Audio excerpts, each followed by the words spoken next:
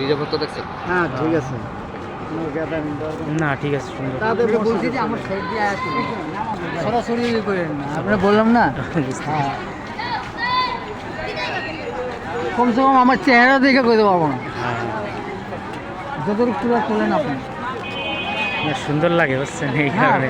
তোলা আছে তুললেন আপনি সমস্যা নেই তোরা সব কইব কজন তুলতেছে সেটা ওই যে বড় বড় ক্যামেরাম্যানরা যে তুলতেছে ওটা না করস নাকি কইলে তো ধরা লেগে যাবে